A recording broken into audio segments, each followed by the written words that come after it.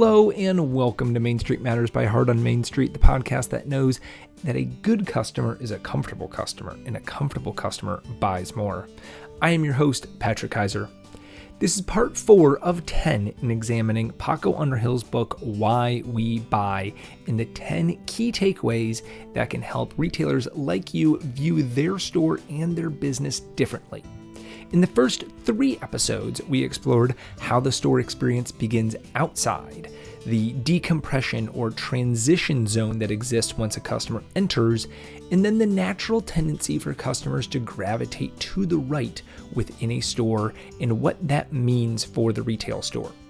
In many ways, Why We Buy focuses on store layout and visual merchandising to make the shopping experience more appealing. But all of these elements boil down to creating a better customer experience. There's a direct link between how long a customer stays in the store and how much they spend. So many strategies in Why We Buy aim to enhance that experience, encouraging customers to stay longer and buy more. In other words, Paco Underhill highlights factors within retail environments that can shorten a customer's shopping time and cause the retailer to miss out on potential sales if adjustments are not made.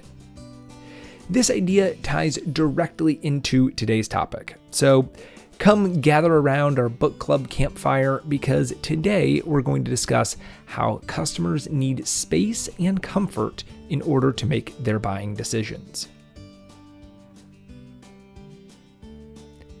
Before we dive into this concept, I want to pause for a moment to consider the overall idea that the longer a shopper stays inside the store and interacts with product, the more money they tend to spend.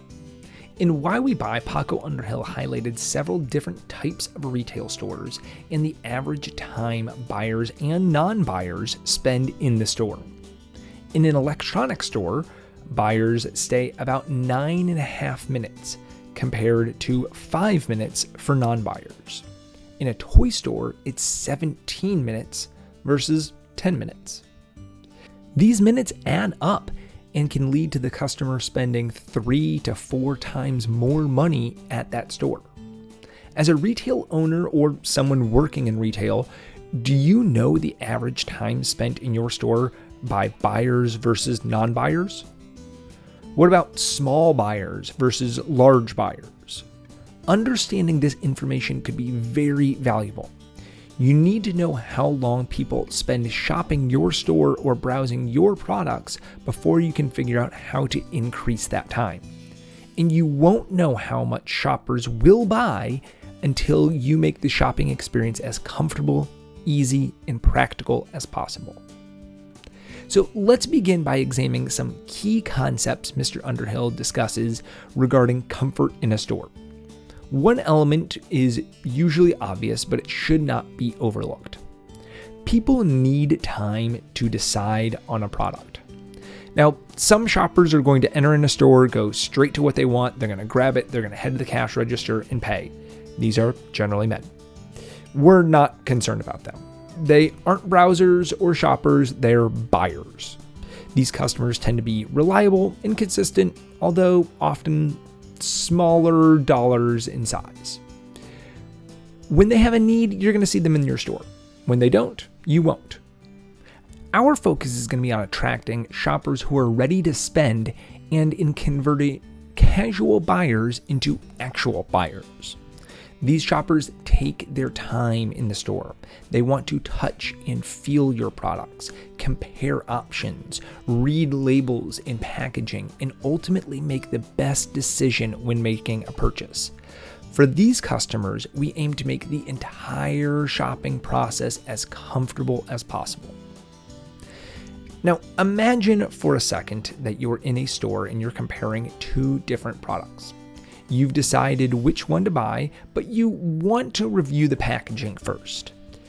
As you make your choice, another shopper accidentally jostles you while they're trying to pass by. It's unsettling and distracting, but the shopper's mistake isn't necessarily their fault. The aisle is very narrow. And then a little bit later, this happens again as someone else walks by, and then maybe even a third time. What are you likely to do? Underhill's research shows that most customers, after being brushed or jostled, will simply leave without buying anything. This is what Underhill calls the butt brush, an unexpected invasion of personal space. When shoppers are deciding and examining products, the butt brush can be startling. It makes you feel rushed, distracted, and like you're in the way, which can lead you to want to leave. And as a result, the store loses an easy sale. So what can you do to prevent the butt brush or the fight or flight responses that it triggers? One potential solution is to expand walkways in the store or around specific displays or fixtures. If you notice congestion points, consider what might happen if you moved some items to create more space. Sometimes you can even remove displays entirely to open up more room for customers to walk and browse. I've been in many retail stores that are over-merchandised with fixtures everywhere. I can't walk through the aisles with my bag on my shoulder without fearing that I'm going to knock into a display, or even worse, knock over a product and potentially break it. I remember one store where I felt the need to keep moving or risk causing a traffic jam. It was so tight. Needless to say, I wasn't able to look at anything long enough to decide whether I wanted to buy it. If you're having trouble with a product or a category, or if you notice that nothing off an entire display or fixture moves, check the congestion around it. Also observe if people interact with the merchandise but don't end up buying it. This could indicate that something else is going on, and moving the display away from the main thoroughfare or to a less crowded spot might actually boost your sales. An additional finding of the butt brush phenomenon is that women tend to avoid inspecting anything below waist level for fear of being jostled from behind. You can't ask a woman to bend over and expect her to feel comfortable for more than a moment or two. You can't crowd a woman and expect her to stay. Shoppers become annoyed in a busy aisle after they've been brushed against just even a couple times. Irritated customers don't stick around. They're more likely to leave without making that purchase. Another similar element that Underhill mentions is to examine the main thoroughfares of your store. Which areas receive the most traffic? Is there a route that customers take to reach the desired product where they're just breezing in and out of? If so, then you should avoid placing items there that require a lot of decision making and processing along this route. Underhill gives the example of a convenience store that had a display of aspirin on the most convenient path to get to the sodas from the fridge. As shoppers in this case, which were mostly older shoppers looking for their preferred brand of aspirin or the right type and the best deal, they became irritated and even worse, thrown off balance by people that were rushing up and down the aisle to get the soda and then coming right back down the same way to get to the cash register.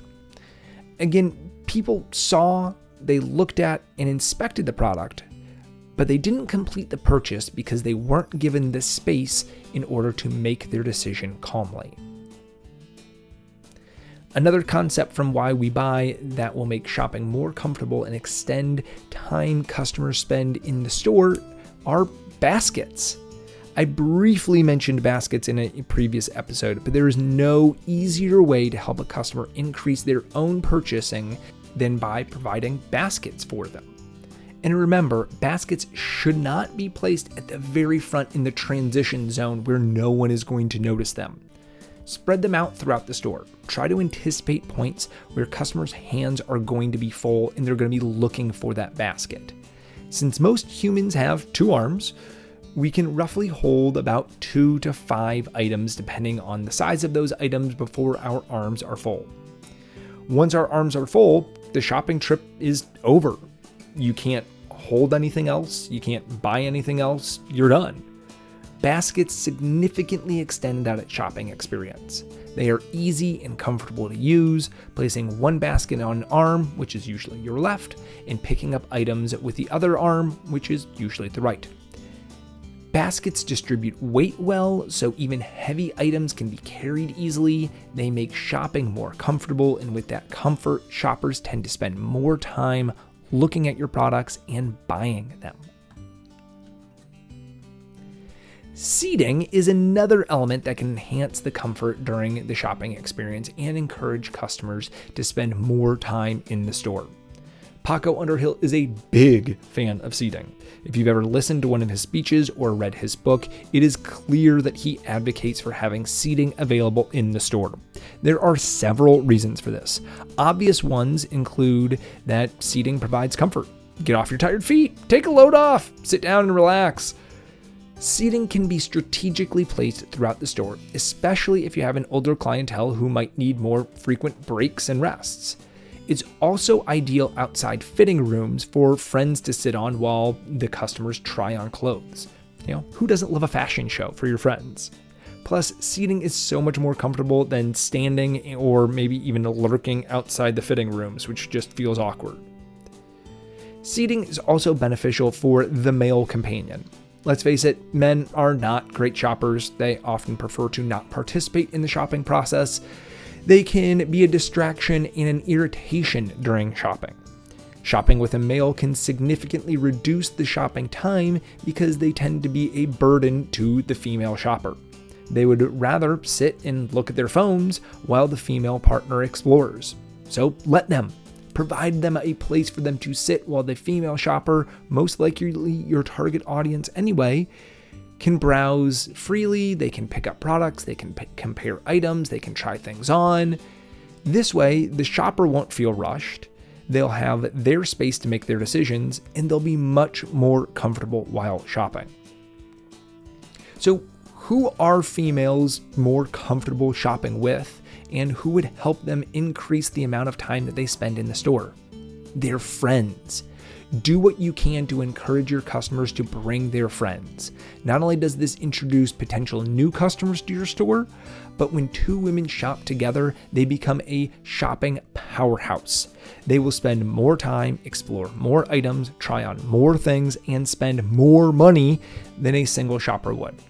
Interestingly, when a woman shops with a friend, they're also more resilient to negative shopping factors like the butt brush because they have support. Retailers can try promotions like bring a friend, get a discount, or even just that seating outside the dressing rooms to encourage group shopping.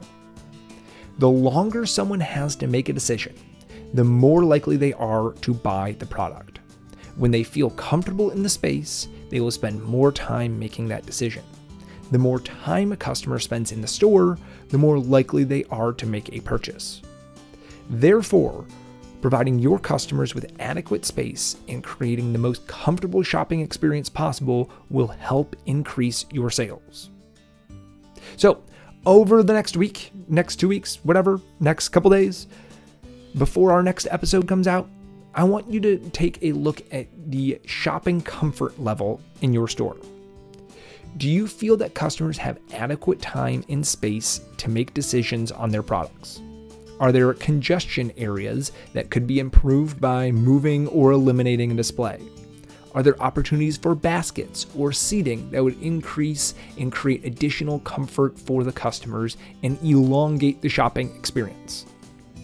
Take a look at your store, analyze these factors, and start thinking about how you can create more comfort for your customers. Until next time, stay safe, shop local, and keep your heart on Main Street.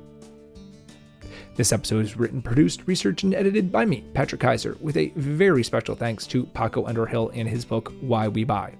For more information about Heart on Main Street, you can go visit www.heartonmainstreet.org. And if you have any feedback, I would love to hear it. We're starting this new book club adventure together. So you can always email me at contact@heartonmainstreet.org. Take care. Bye.